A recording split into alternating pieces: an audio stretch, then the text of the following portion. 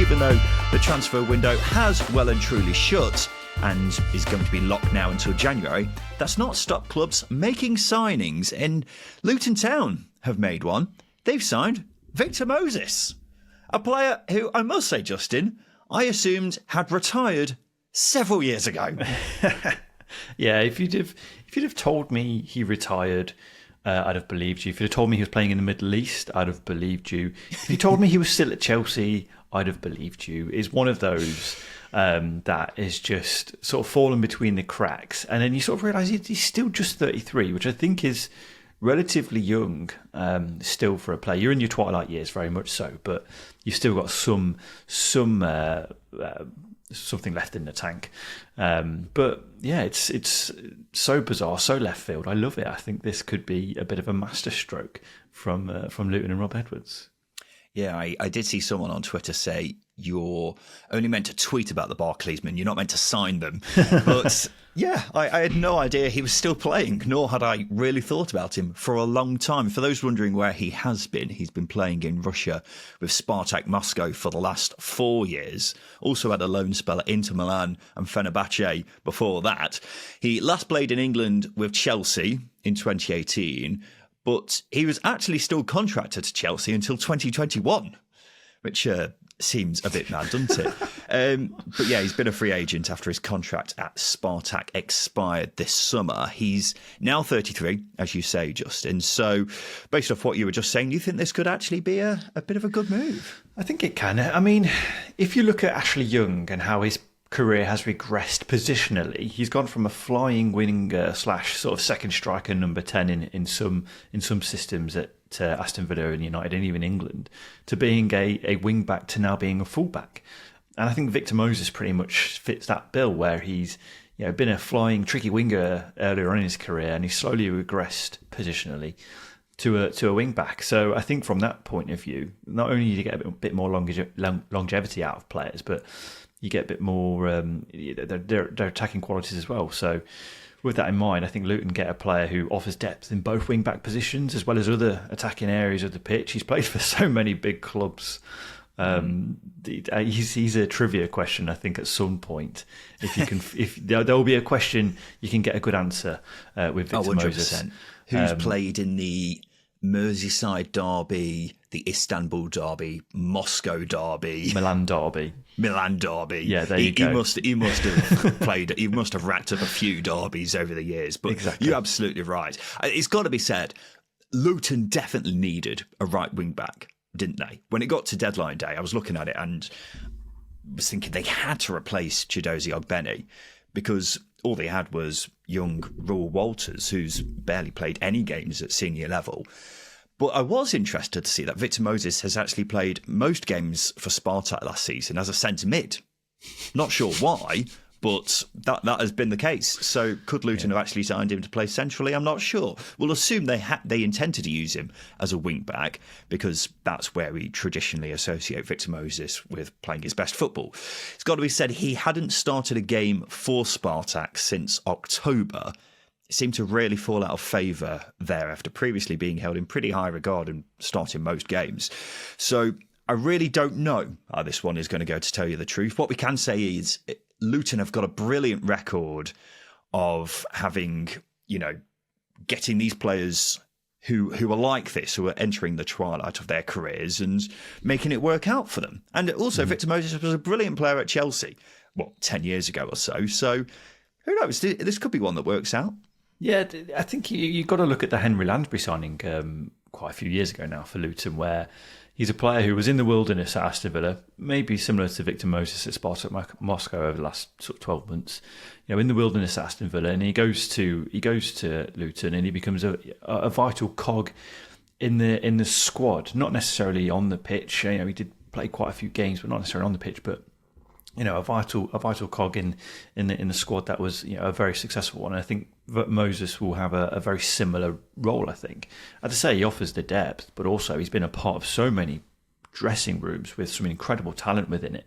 So what he can offer there is hugely beneficial. There's a leadership aspect. There's that personality point of view as well, where he's been a part of those dressing rooms, and he can offer a lot more off the pitch than maybe what he can on it, and maybe be a good role model, a good guide for Roel Walters as well, who's he's started a few games for Luton this season, who's got a bright future, but needs that guidance. So probably ticks more boxes off the pitch than he does on it, but good signing nonetheless, I think.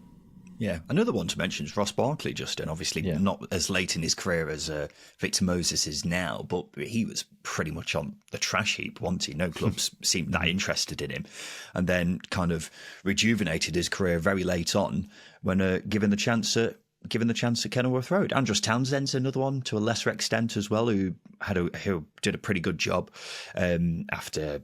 In a pretty similar situation to Victor Moses. So, this could be a good signing, but I just don't really know what he's like at this stage in his career because, as we've alluded to, completely forgot he existed for many years. So, it'll be interesting to see how this one gets on because it's certainly an eye-catching one. While we're on Luton, have you seen this story involving them in the FA? So, as many people will be probably aware, there's a big flag at Kenilworth Road which says betrayed by the FA in 2008. It's after they were deducted 30 points, which essentially relegated them out of the Football League. So Kenilworth Road hosted an England under-21s game on Monday night, and the flag had the bottom part folded up, so it covered the betrayed by the FA bit, because the FA were obviously at Kenilworth Road. And this, understandably, led to a lot of outrage from Luton fans. But now Luton have released a statement saying the club had requested that the flag stay in place. Shortly before the game, the FA asked for it to be taken down, but the club rejected that. The FA then got a member of club staff to fold it without authorisation from Luton. The club have apologised to any fans offended by this action and said it would like to host more games like the under-21s fixture, but only if the club's history is acknowledged, in their words. What have you made of all this, Justin? It's one of them. I don't want to speak on behalf of Luton fans, mainly because I've not felt what they felt. I've not been through what they went through all those years ago. But I think it plays a big part in their history. Plays a big part in maybe the motivation to get back into the Football League as well. And I think it probably comes across as a bit of pretentiousness from the FA. You've got to respect every ground, every club's culture, and whilst it may seem insignificant on the outside, it's clearly not. That's not the sentiment that the fans feel. So that's something that needs to be respected. And I think if Luton probably saying the right thing, probably calling it out, is it the right thing to do? It's not something that's going to tarnish the FA. It's one of those where you just look at it and go, it's a blink and you'll miss it sort of thing, I think. Whether you're a part of the FA or not. It just seems like something that didn't need to be done on the FA's behalf. But I think Luton right to be aggrieved and fans right to be frustrated by it. Yeah, I'd agree with all that, Justin. Nothing else to add from me, really. Let's go to Burnley. They've signed former Sheffield United defender John Egan. The 31-year-old has been training with the Clarets for a lot of the summer after his release from Bramall Lane. He hadn't played for the Blades since last September after an Achilles injury. What do you think with this one, Peachy? I love John Egan. I think he's a fantastic centre-half. I think he's a leader. And he was pivotal in that centre of the three numerous campaigns for the Blades. That being said, did Burnley really need him? Obviously, they've got Bashir Humphreys and CJ Egan-Riley, young players who I think Egan-Riley started the season quite positively. And then they've got Joe Worrell, Ekdal, Esteve, etc. They've still got some decent centre backs on board. So did they really need John Egan? Maybe not. But what they have signed is a very consistent centre half who knows what promotion looks like, who knows what you need to go through to get promotion. So that might play a huge role. I know his injury record's not fantastic, but he's still good. He's still a good player nonetheless, I think. Yeah, without context, I would have expected a 31-year-old John Egan to still be a very handy player at Championship level. But when he suffered as serious an injury as he has at this stage in his career, it's quite a setback. So I'm not sure how much he's going to play. He's definitely been brought in to add squad depth, particularly after Jordan Bayer was left out of the Burnley registered squad list, which is a sign that his injury is a very bad one and much worse than people thought it might be. But I think Egan will add something to the dressing room as well. So on a free transfer, you can't go wrong with that, really. I just hope that we get to see him do a song, like when Sheffield United got promoted. Do you remember that? I do, yeah, vaguely. Can you recite it?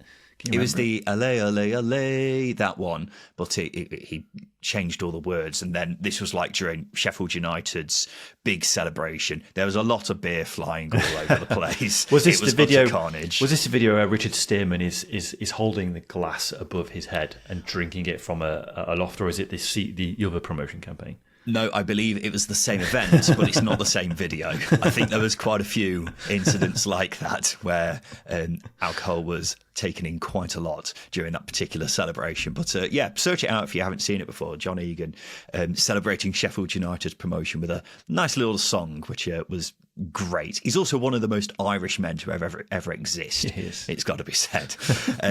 So yeah, I'm glad that he's back in football, and hopefully he gets a bit of a crack at Burnley at some point this season. Speaking of Burnley, they've given new contracts to 2 players. Josh Cullen has agreed a new 3-year deal, while Luca Koleosho has signed a new 5-year contract. Koleosho had been linked with a move away from Turf Moor towards the end of the window.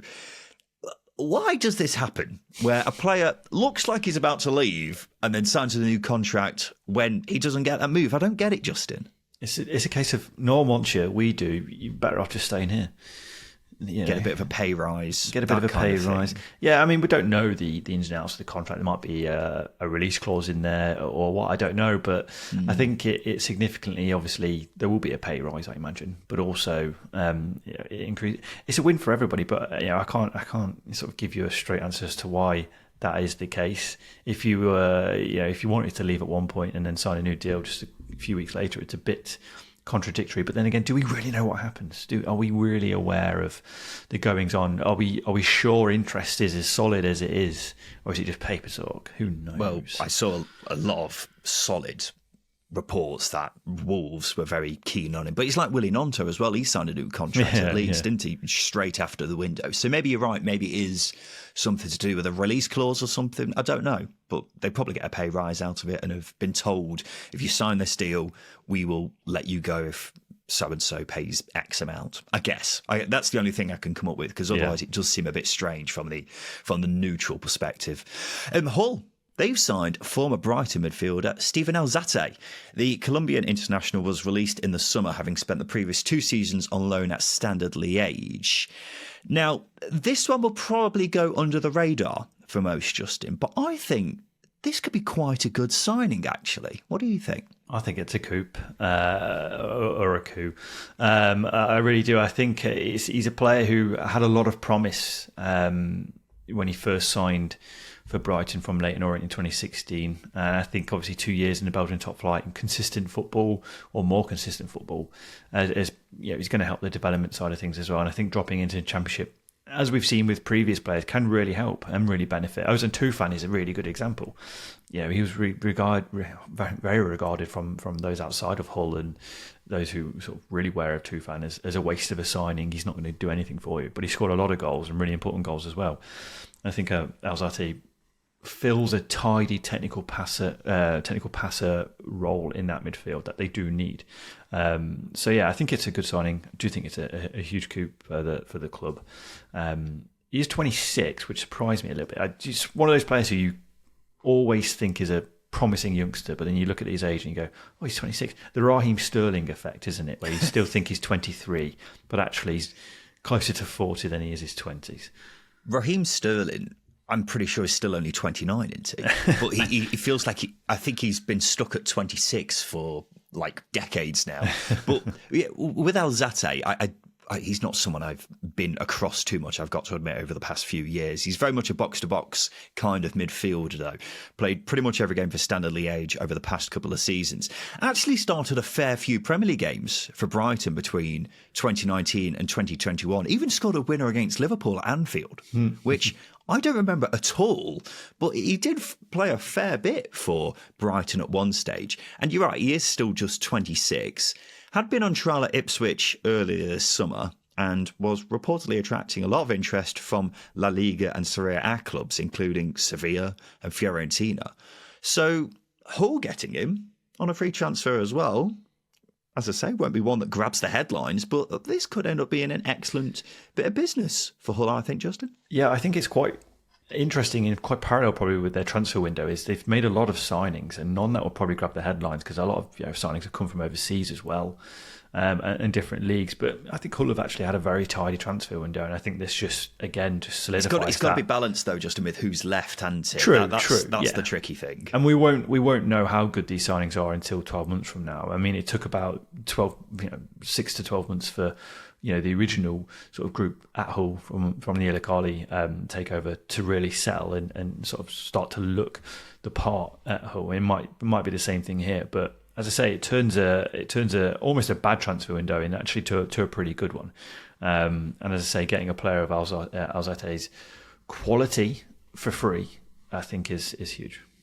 Yeah, considering the amount of talent that's obviously gone out the door, which we've spoken about loads over the past few months, Justin, that's an obvious concern. But when you look at this transfer window in the future, maybe like a couple of years' time, maybe slightly further on than that, people may look at this window and go, actually, they did pretty well with the likes of Alzate, Charlie Hughes, obviously coming from Wigan, Cody Drame, a couple of others as well. It could be one which actually looks pretty good in hindsight for Hull. So, yeah, we'll see how they get on. They have made some impressive signings. That's got to be said. Justin, let's take a quick break. After that, we'll talk about a potentially huge problem for Sheffield United and a Championship left-back playing up front.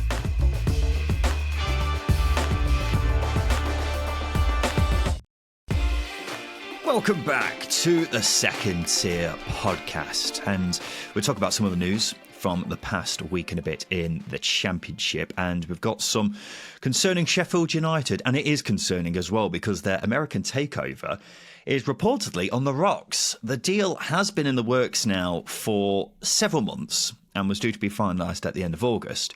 However, the group have yet to close. It's been reported that the EFL is happy with the takeover and that just one more document is needed to be dealt with for the deal to progress.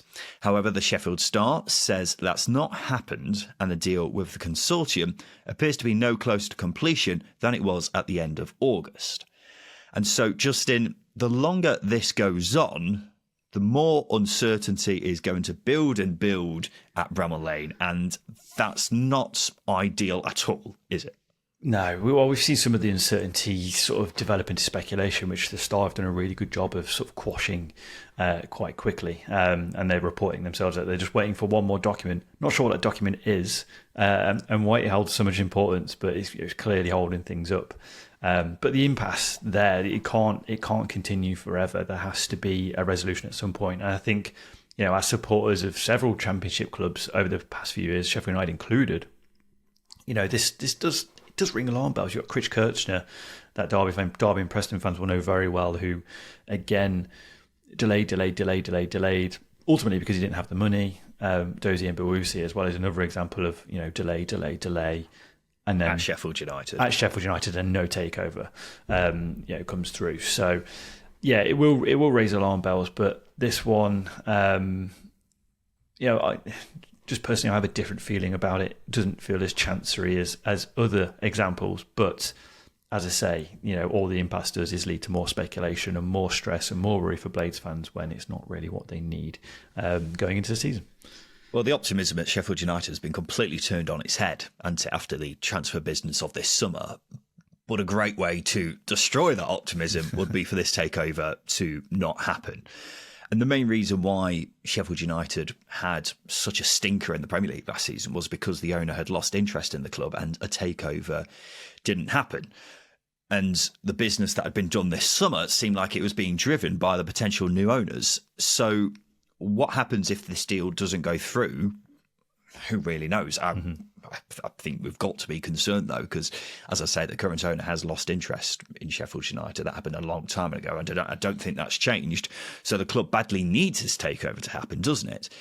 Now, it is worth mentioning that there could be a whole host of reasons why it hasn't happened yet, and maybe it is just a matter of time before it gets, put through. There were rumours that one of the biggest investors in this consortium has pulled out, but reports say that's not the case. So who knows what this delay is all about. what I think it's pretty safe to say is the longer it takes, it will be less and less likely that this thing actually happens, Justin. Well, that's usually the case, isn't it? As I say, the impasse can't continue forever. There has to be, the EFL have given it a thumbs up and whatnot, and everyone is well aware. And as I say, just waiting on what document as the reports go.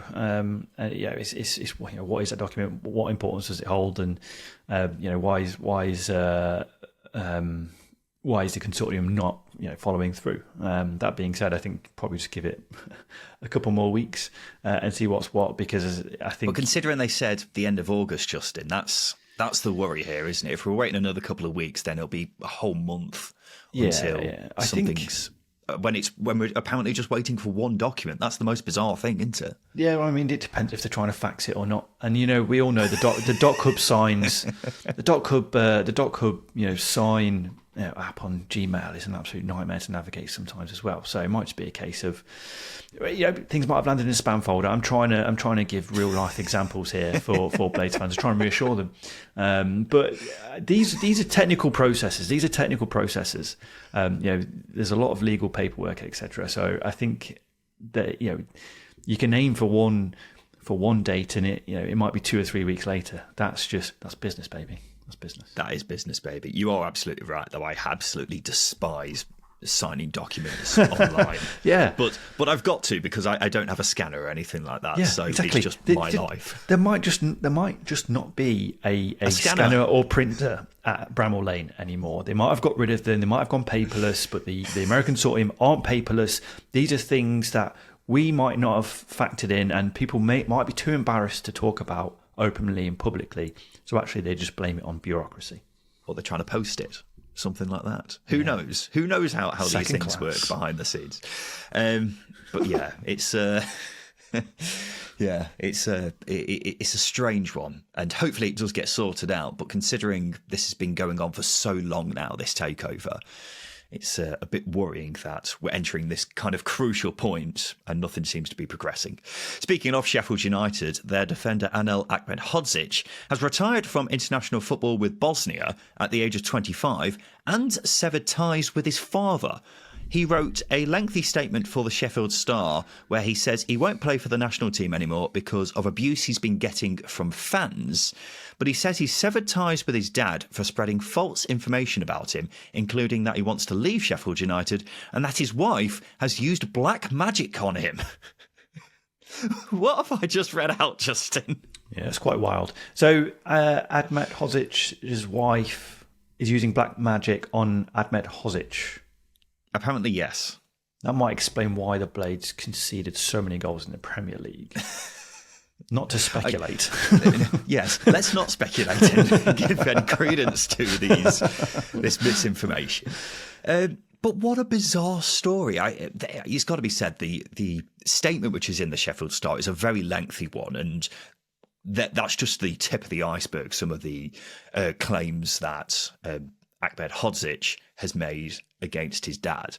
But yeah, it's a bizarre thing. I did have a look on because it seems like all of this is coming from Ahmed Hodzic's dad, who posts all these things on Facebook, and his Facebook is he's a Facebooker.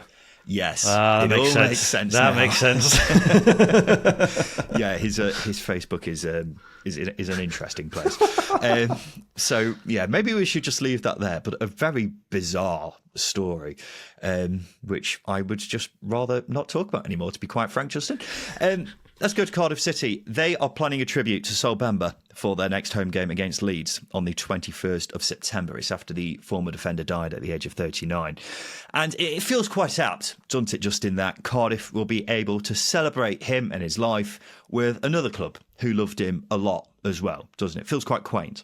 Yeah, it does. It does. It's a brilliant gesture as well from both clubs to do this. And I think it's befitting of the man that he's so revered at two big clubs, a club as big as Leeds as well, and a club as big as Cardiff. It's a testament to him and his ability to just make people fall in love with him as a footballer and as a human being. So yeah, it's great that this is coming around quite quick, and yeah, hopefully everything can be celebrated.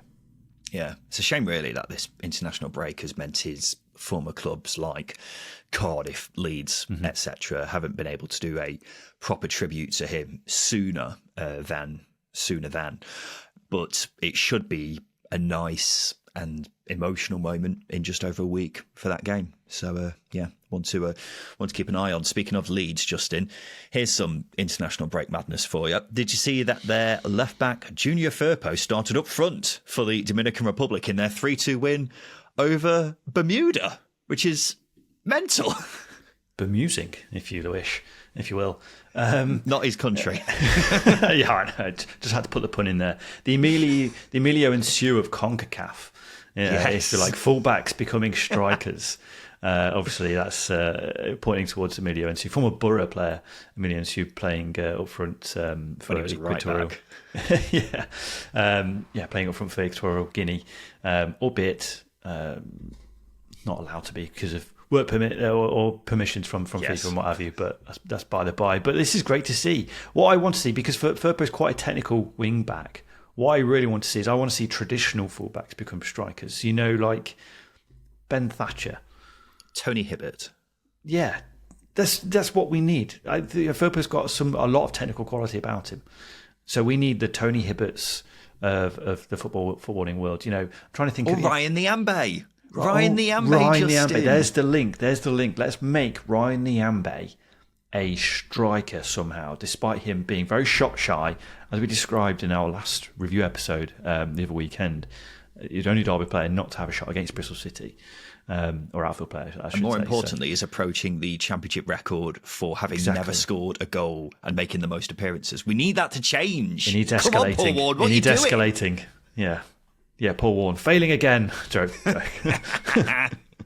Yeah, I've seen a lot of people speculating whether Firpo actually did play up front for the Dominican, because they were down to 10 men and he may have actually been playing in midfield. But when you look at it, look at the lineups on the apps, it may say that he was actually up front when he wasn't. And to those people, I say, stop ruining our front. He was a striker, damn it. And I don't want anything to ruin this dream that I have. Do you know what I mean? Yeah. Next international break, we'll keep a close eye on it. We'll have a correspondent in watching Dominican Republic versus Grenada or something like that. We'll send someone.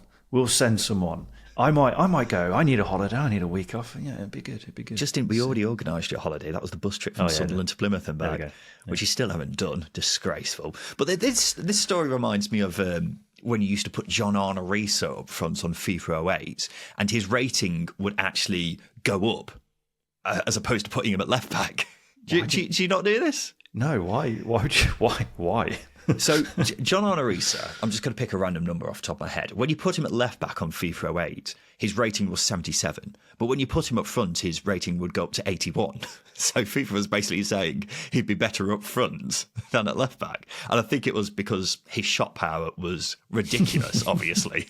But it's just something like that, which just brings back fond memories for me. Cheeky fact, Justin, while we talk about Junior Firpo, did you know he's the first and only player from the Dominican Republic to play in the Championship? Only started playing for them this year, which makes it the 129th nationality to be represented in the second tier. That's great to see. We very rarely, outside of Jamaica, get CONCACAF players, which is obviously the governing body for sort of the Caribbean and Americas. So yeah, it's good to see. Great to see. Want to play a little impromptu game, Justin? Yeah, I've not prepared for it, obviously. No, because I haven't told you about it. I think it's because it's impromptu. I'm going to give you countries which only have one player who's ever represented them in the Championship. Okay. You've got to tell me who that player is, okay? I can try. Let's do this. First country, Russia. This is the easiest one. So. Is it really? Leonid Slutsky was the manager, a Russian manager, managed Hull a few years ago, but I don't know. You may kick yourself when you hear this. I'm going to. Alexei Smirtin. No, it's not Alexei Smirtin. It's Pavel Pogrebniak, former Reading striker. That was only Russian to ever play in the Championship, which is quite surprising, actually, really, isn't it? That is a surprise. Your next one, Venezuela. Venezuela.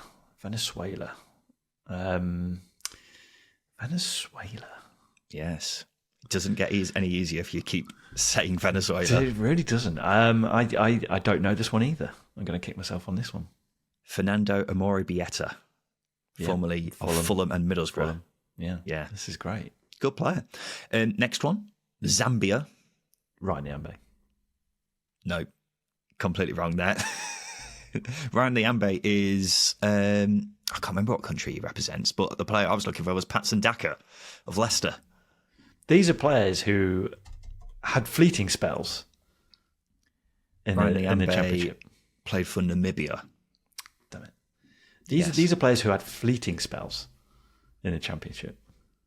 Yeah, okay, that's fine. This player certainly hasn't. Cuba.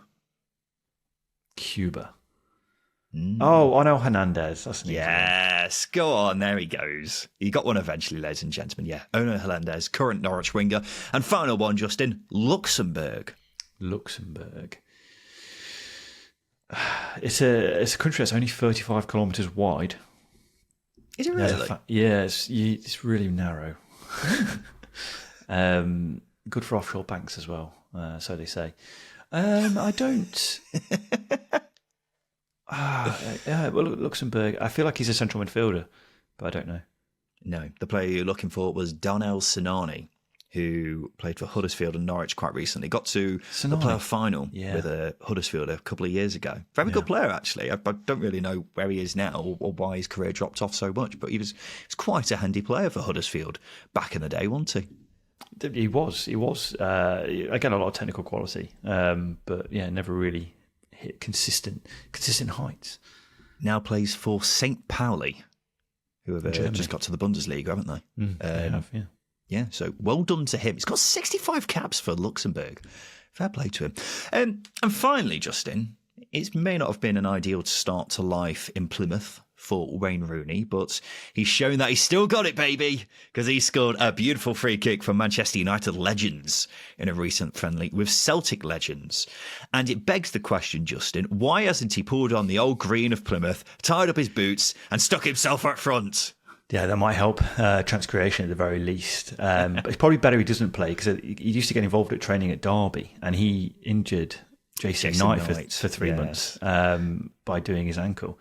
This is an episode full of facts, completely irrelevant. That was the first free kick scored at Old Trafford for 2 years, which is befitting of the quality bestowed upon Old Trafford in recent times. But first set piece scored at Old Trafford. So, if Wayne Rooney can replicate that and take it down to home park, then surely we see Plymouth lift off the bottom of the table.